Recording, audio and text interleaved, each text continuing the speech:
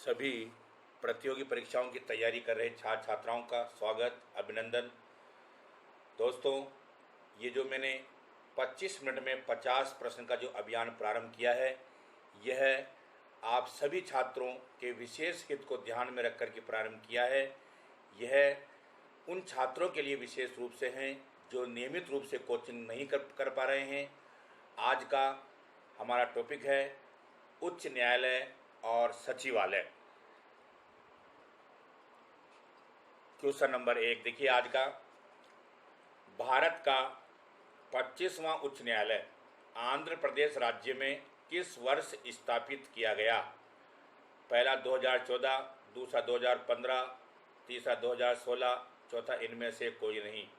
इसका उत्तर है इनमें से कोई नहीं, क्योंकि 2019 में आंध्र प्रदेश के अंदर उच्च न्यायालय की स्थापना की गई थी।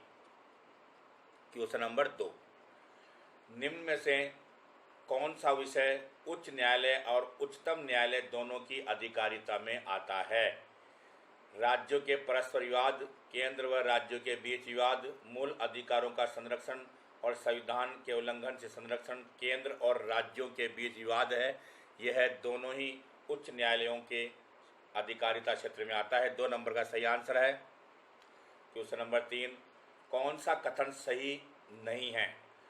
राजस्थान में जयपुर में उच्च न्यायालय की स्थायी पीठ की स्थापना का आदेश राजस्थान के राज्यपाल द्वारा दिया गया। यही ऑप्शन गलत है, सही नहीं है, यही सही नहीं है। फिर भी और पढ़ लेते हैं।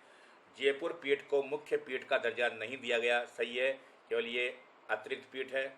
मुख्य पीठ जोधपुर में ही है। जिले में सबसे बड़ी फौजदारी अदालत जिला एवं सत्र न्यायाधीश की अदालत होती है, सही है। जिला न्यायाधीशों की नियुक्तियां राज्यपाल द्वारा उच्च न्यायालय के न्यायाधीश के परामर्श से की जाती है, सही है। तो पहला वाला सही उत्तर है क्वेश्चन नंबर 3। क्वेश्चन नंबर 4, उच्च न्यायालय में न्यायाधीश बनने के लिए कौन सी योग्यता आवश्यक नहीं है? भारत का नागरिक हो, सही है। भारत के राज्य क्षेत्र में कम से कम 10 वर्ष तक किसी न्यायिक पद पर कार्य किया हो, भारत के किसी उच्च न्यायालय में या एक से अधिक उच्च न्यायालय में लगातार 10 वर्ष तक अधिवक्ता के रूप में कार्य किया हो, ये भी सही है। उसका नाम भारत में किसी भी मतदाता सूची में हो, ये वाला ऑप्शन गलत है। 4 नंबर का ऑप्शन गलत है। और हमें ये पता होगा कि उच्च न्यायालय में न्यायाधीश बनने के लिए जो योग्यताएं निर्धारित की गई है, उनका उल्लेख अनुच्छेद 216 में किया गया है। क्वेश्चन नंबर 5, उच्च न्यायालय के न्यायाधीशों को शपथ कौन दिलाता है? पहला ऑप्शन है मुख्यमंत्री, दूसरा राज्यपाल, तीसरा राष्ट्रपति, चौथा सर्वोच्च न्यायालय का मुख्य न्यायाधीश। इसका सही आंसर है राज्यपाल। राज्यपाल उच्च न्यायालय के मुख्य न्यायाधीश को शपथ दिलाता है और उच्च न्यायालय के मुख्य न्यायाधीश राज्यपाल को शपथ दिलाते हैं। दोनों ही एक दूसरे को शपथ दिलाने का कार्य करते हैं। और हमारे संविधान में अनुच्छेद 219 के अंतर्गत यह शपथ का प्रावधान किया गया है। क्वेश्चन नंबर 6, उच्च न्यायालय के मुख्य न्यायाधीश को कितना वेतन दिया जाता है? 2,90,000 रुपये, 2,75,000 रुपये, 2,50,000 रुपये, 2,25,000 रुपये। सही उत्तर है 2,50,000 रुपये उच्च न्यायालय के मुख्य न्यायाधीश को दिए जाते हैं, जबकि उच्च न्यायालय के जो अन्य न्यायाधीश होते हैं उनको 2,25,000 रुपये का वेतन दिया जाता है। यह इनको वेतन राज्य की संचित निधि में से दिया जाता है, लेकिन इनको जो पेंशन मिलती है वह केंद्र सरकार की संचित निधि में से दी जाती है। क्वेश्चन नंबर 7, किस अनुच्छेद के अंतर्गत उच्च न्यायालय को रिट निकालने का अधिकार है? 222, 224, 226 और 228। सही उत्तर है 226 के अंतर्गत उच्च न्यायालयों को भी सर्वोच्च न्यायालय के समान 5 प्रकार की रिटें निकालने का अधिकार है। सर्वोच्च न्यायालय अनुच्छेद 32 के अंतर्गत रिट निकालता है, जबकि उच्च न्यायालय अनुच्छेद 226 के अंतर्गत 5 प्रकार की रिटें निकालता है। सर्वोच्च न्यायालय केवल मौलिक अधिकारों की सुरक्षा के लिए ये रिटें निकालता है, जबकि उच्च न्यायालय मौलिक अधिकारों के साथ साथ अन्य कारणों से भी ये रिटें निकाल सकता है। इन रिटों में बंदी प्रत्यक्षीकरण, अधिकार परीक्षा, उत्प्रेषण, परमादेश और प्रतिषेध या निषेधाधिकार, ये 5 प्रकार की रिटें हैं। क्वेश्चन नंबर 8, किस रिट के अंतर्गत किसी व्यक्ति की व्यक्तिगत एवं दैहिक स्वतंत्रता सुनिश्चित की जाती है? इसका मतलब यह है कि अगर किसी व्यक्ति को अवैध रूप से बंदी बना लिया जाता है तो इस रिट के अंदर सुरक्षा प्राप्त करता है। व्यक्तिगत स्वतंत्रता के अधिकार की सुरक्षा करने वाली रिट है और यह है नंबर 1, बंदी प्रत्यक्षीकरण की जो रिट होती है वह अवैध रूप से किसी व्यक्ति को अगर बंदी बना लिया जाता है उसको रिहा करने से संबंधित है, या हम ये कहें कि व्यक्तिगत स्वतंत्रता की क्या करती है? सुरक्षा करती है। क्वेश्चन नंबर 9 है, कौन सी रिट न्यायिक व अर्ध न्यायिक दोनों इकाइयों के विरुद्ध जारी की जा सकती है? सही उत्तर है इसका 2 नंबर का।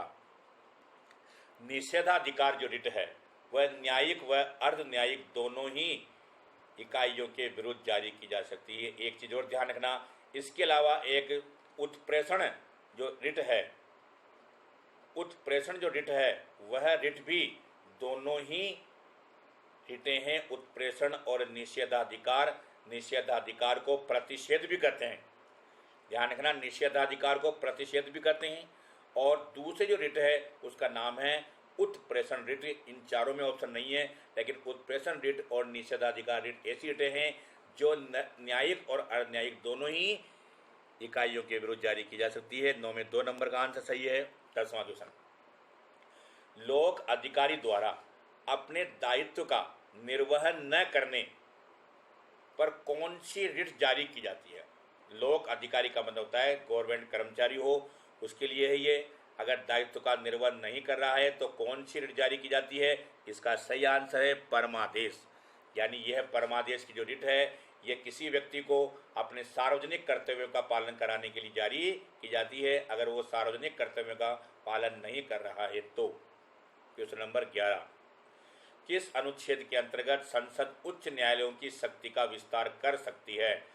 225 पहला ऑप्शन, 227 दूसरा ऑप्शन, 229 तीसरा ऑप्शन, चौथा है 230।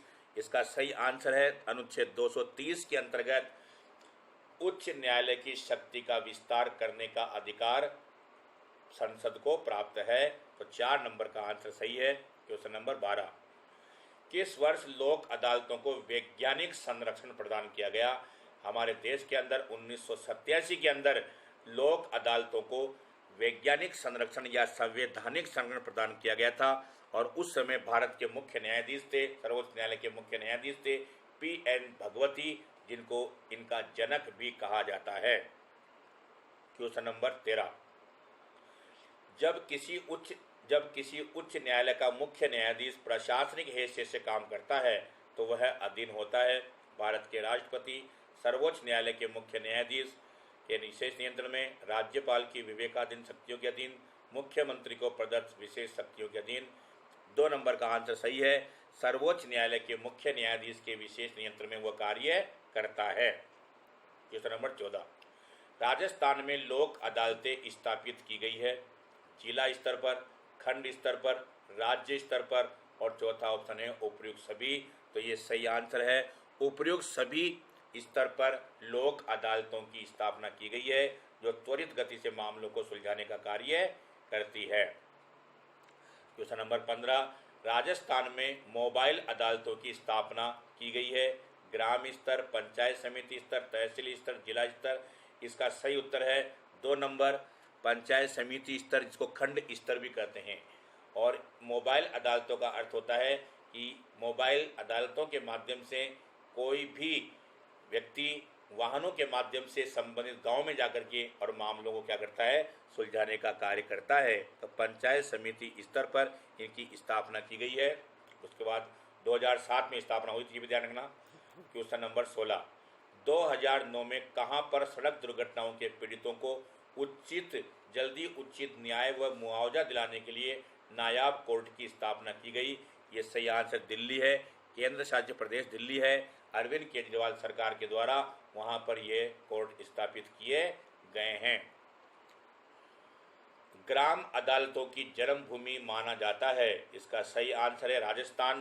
3 नंबर का आंसर है, इसको ग्राम अदालतों की जन्मभूमि माना जाता है। 18 नंबर का, राजस्थान में परिवार न्यायालय की स्थापना कब की गई? सही आंसर है 1984 में। 1 नंबर का आंसर सही है। 1984 में राजस्थान के अंदर परिवार फैमिली जो कोर्ट है उसकी स्थापना की गई है। 1984 एक नंबर का ऑप्शन सही है। क्वेश्चन नंबर 19, भारत में न्यायिक सक्रियता की शुरुआत मानी जाती है। न्यायिक सक्रियता की शुरुआत 1972 में मानी जाती है। और न्यायिक सक्रियता का मतलब होता है कि सर्वोच्च न्यायालय स्वेच्छा से यह निर्णय करता है कि कौन सा मामला ज़्यादा गंभीर है या किस मामले में जनता के अधिकारों का उल्लंघन हो रहा है। ऐसे किसी मामलों में न्यायालय क्या करता है, स्वैच्छिक इच्छा से ही क्या करता है, निर्णय करता है। तो नंबर 2 नंबर का आंसर सही है। क्वेश्चन नंबर 20, शंकरी प्रसाद वर्सेज भारत संघ मामला किस वर्ष से संबंधित है। इसका सही आंसर है शंकरी प्रसाद जो मामला है 1951 से संबंधित। क्वेश्चन नंबर 21, किस वाद में कहा गया कि प्रस्तावना संविधान का महत्वपूर्ण भाग है। बेरूवाद 1960 के अंदर कहा गया। कब कहा गया ये? बेरूवाद 1960 में ये कहा गया था कि प्रस्तावना संविधान का महत्वपूर्ण भाग है, महत्वपूर्ण अंग है। क्वेश्चन नंबर 22 और इसमें है शंकरी प्रसाद वाद पर न्यायालय द्वारा दिए गए निर्णय का समर्थन सज्जन सिंह वाद में किया गया जो किस वर्ष से संबंधित है। इसका उत्तर है 1964। यह सज्जन सिंह वाद जो है 1964 के अंतर्गत न्यायालय द्वारा यह शंकरी प्रसाद वाद पर दिए गए निर्णय का समर्थन करने के लिए किया गया था। और इसमें कहा गया था कि संसद मूल अधिकारों में कोई भी संशोधन कर सकती है।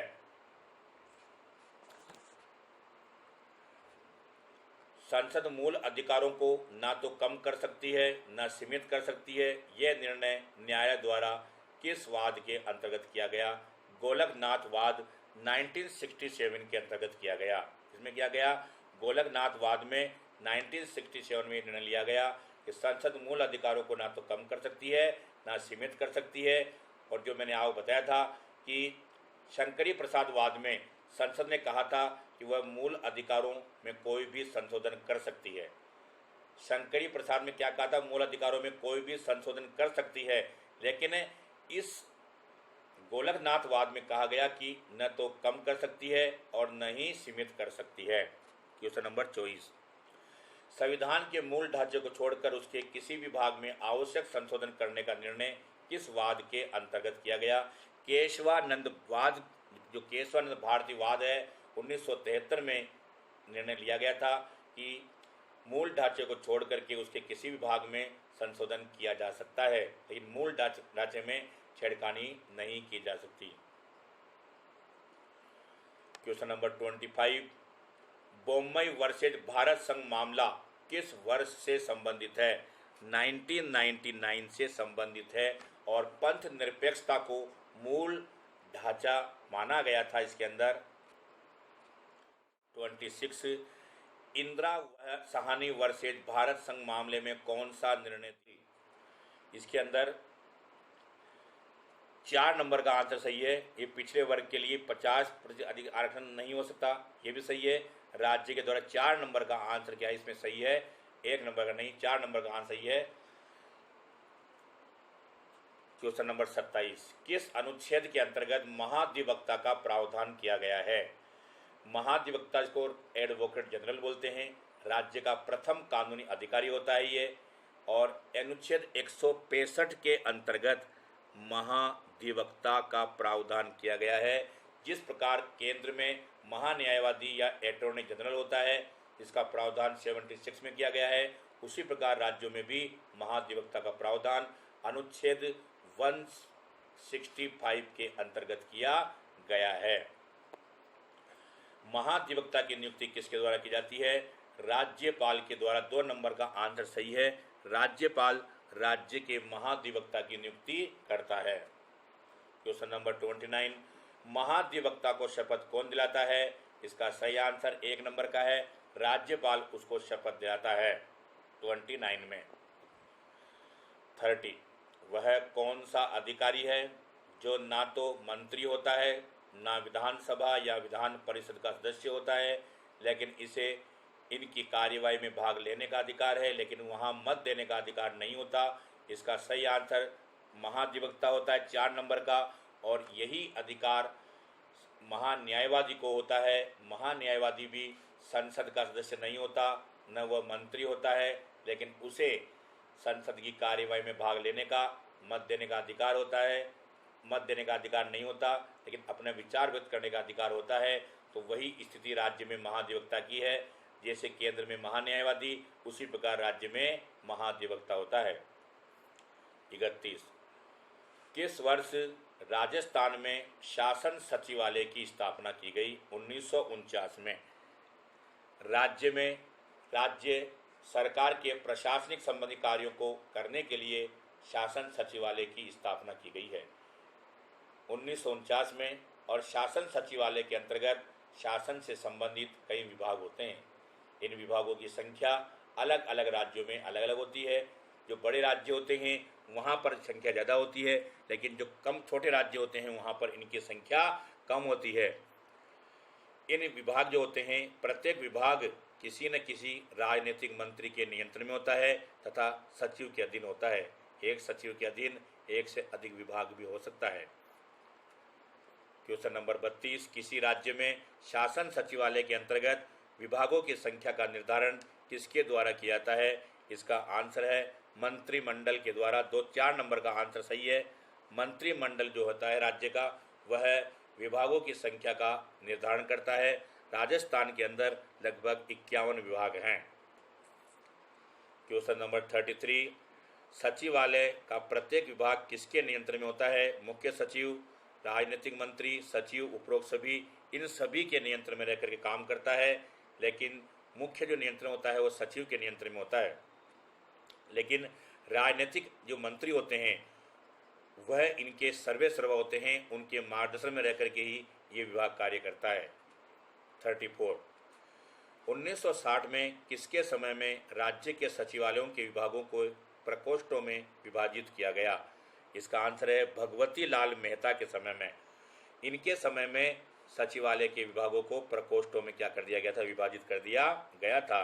35, किस वर्ष मोहन मुखर्जी की अध्यक्षता में गठित समिति की अनुशंसा पर प्रकोष्ठ प्रणाली को समाप्त कर ग्रुप सिस्टम प्रणाली लागू की गई, जो वर्तमान में भी कार्यरत है? तो इसका आंसर है 1965-66, 1967-68, 1978-79, 1969-70। 4 नंबर का ऑप्शन सही है। 36, 1963 में गठित प्रशासनिक सुधार समिति के अध्यक्ष कौन थे? शिवचंद्र माथुर, हरीशचंद्र माथुर, रामनिवास माथुर, रामनिवास शर्मा और राम यादव शर्मा। हरीशचंद्र माथुर 2 नंबर का आंसर सही है। यह उस समय गठित प्रशासनिक सुधार समिति के अध्यक्ष थे। क्वेश्चन नंबर 37, मुख्यमंत्री को उसके प्रशासनिक कार्य में सहायता देने के लिए किस वर्ष जयपुर में मुख्यमंत्री कार्यालय की स्थापना की गई? 1951 में। यानी 1949 में तो शासन सचिवालय की स्थापना की गई थी, लेकिन 1951 में मुख्यमंत्री सचिवालय की भी स्थापना जयपुर में कर दी गई। कौन सा कथन असत्य है? 38वें में मुख्यमंत्री कार्यालय का मुख्य सचिव मुख्यमंत्री का सचिव भी होता है। यह भारतीय प्रशासनिक सेवाओं का वरिष्ठ अधिकारी होता है। 1998 में अशोक गहलोत के समय में 2 सचिव गठित किए गए थे तथा प्रथम सचिव के नियंत्रण में 36 विभाग और दूसरे सचिव के नियंत्रण में 38 विभाग थे। इन दोनों सचिवों के अधीन 4 उप सचिव होते हैं। ये ऑप्शन गलत है, क्योंकि इन दोनों सचिवों के अधीन 2 ही उप सचिव होते हैं। 39, राज्य का प्रथम लोक सेवक होता है मुख्य सचिव। 2 नंबर का जो आंसर है, मुख्य सचिव जो होता है वो राज्य का प्रथम लोक सेवक होता है, राज्य का सर्वोच्च प्रशासनिक अधिकारी होता है। प्रथम लोक सेवक राज्य का सर्वोच्च प्रशासनिक अधिकारी होता है। 2 नंबर का सही आंसर है। 40 नंबर, मुख्य सचिव के पद पर उस व्यक्ति को नियुक्त किया जाता है जो भारतीय प्रशासनिक सेवा का वरिष्ठ अधिकारी हो, मुख्यमंत्री का विश्वास पात्र हो, प्रशासनिक कार्यों में दक्ष हो। उपरोक्त सभी इन सभी योग्यताओं को धारण करने वाला व्यक्ति राज्य में मुख्य सचिव के पद पर नियुक्त किया जाता है। ये मुख्य सचिव राज्य का सबसे महत्वपूर्ण प्रशासनिक अधिकारी है। मुख्यमंत्री की नीतियों को साकार करने वाला अधिकारी होता है। मुख्यमंत्री जो भी योजनाएं बनाता है उनका क्रियान्वयन इसी पर निर्भर करता है।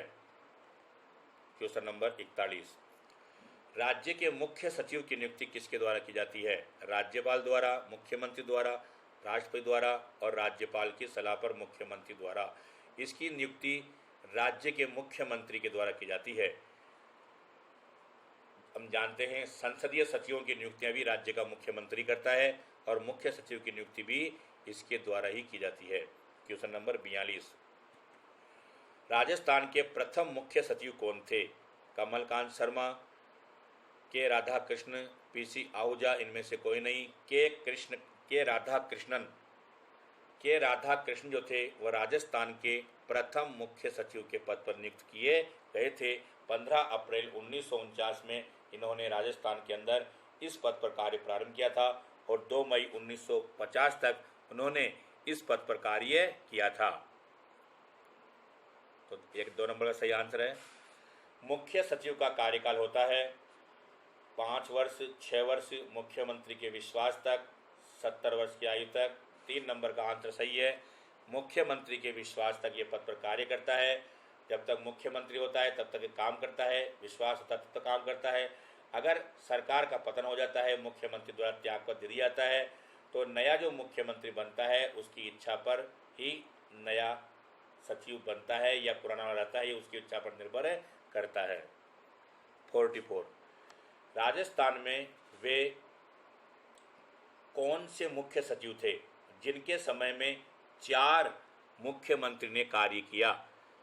BBL माथुर, के राधाकृष्णन, BL मेहता, इनमें से कोई नहीं। BBL माथुर थे जिनके समय में राजस्थान के 4 मुख्यमंत्रियों ने कार्य किया था। Rajasthan, question number 45। राजस्थान में प्रथम महिला मुख्य सचिव कौन थी? इसका सही आंसर 2 नंबर है, कुशल सिंह, जिसने अशोक गहलोत के मुख्यमंत्री काल में मुख्य सचिव के रूप में कार्य किया था। Question number 46। कौन सा कार्य मुख्य सचिव का है?